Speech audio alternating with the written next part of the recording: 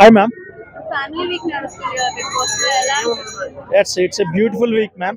ఎందుకంటే ఒక ఫ్యామిలీ నుంచి ఒక వ్యక్తి బయటికి వెళ్ళి కొన్ని రోజులు గడిపినాక ఆ ఫ్యామిలీని కలవలేక మాట్లాడలేక సడన్ గా కలవాలి చూడాలనుకున్నప్పుడు వాళ్ళ ఫ్యామిలీ సడన్ గా వాళ్ళకి ఎంటర్ అయితే ఆ ఎమోషన్స్ అన్ని బయటకు వచ్చడం క్యాప్చర్ బిగ్ బాస్ అయితే సూపర్ గా చేసింది.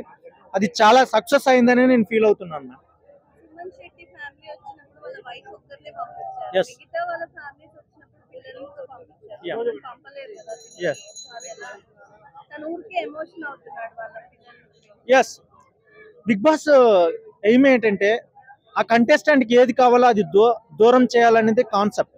అట్లా ఉంటేనే ఎగ్జైట్మెంట్ క్రియేట్ అవుతుంది.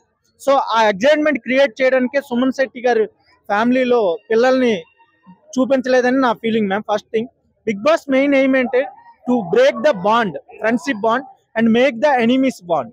శత్రువుల్ని ఏర్పరుచుతుంది, ఫ్రెండ్షిప్ ని విడదీస్తుంది. అది కాన్సెప్ట్ అన్నమాట. ఆ విధంగా ఎగ్జైట్ ని క్రియేట్ చేస్తుంది అనేది నా ఫీలింగ్.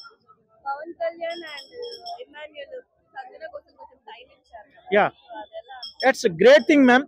యాక్చువల్గా Sanjana willing to see her family అది చూడాలనుకుంటుంది. బట్ బిగ్ బాస్ ఎప్పుడు ఎస్కేప్ చేసి ఆ వీక్ ని పోస్ట్ పోన్ చేసింది. ఫైనల్ గా ఆమెకి టైం లేకుండా కూడా సంచారంగా చేసేసింది, టైం రాలేదు. సో ఫైనల్ గా they helped me 16 minutes. Finally she got a chance to see her family. So finally she got a great emotion, she got a happiness and beautiful memory and beautiful family, ma'am. Bharani గారికి కూడా time అడిగితే ఇవ్వలేదు కదా. So last టైమే తను వాళ్ళ ఫ్యామిలీని చూసి కూడా వచ్చాడు, అయినా కూడా కొంచెం టైం ఇస్తే బాగుండేది. ఎస్, బర్నీ గారి గురించి చెప్పాలంటే ఆయన maturity person, intelligent person, as a actor గా మంచి నైపుణ్యత ఉన్న వ్యక్తి. అలాంటి వ్యక్తి మళ్ళా బిగ్ బాస్ లోకి ఎంటర్ అయ్యారు. సో జెంటిల్ మ్యాన్ గా గేమ్ ఆడుతున్నారు. సో ఫైనల్ గా వాళ్ళ ఫ్యామిలీని, వాళ్ళ డాటర్ ని మీట్ అయ్యారు. సో అది బాండింగ్ అయితే సూపర్ గా ఉంది. వాళ్ళ డాటరే చెప్పింది, ఒక తండ్రిగా మేము చాలా గర్వపడుతున్నాం మీ గేమ్ చూసి, మీరు ఎలాగైనా ఉండాలి, మీరు బతికే విధానం కూడా సూపర్ డాడీ అన్నట్టుగా మాట్లాడింది.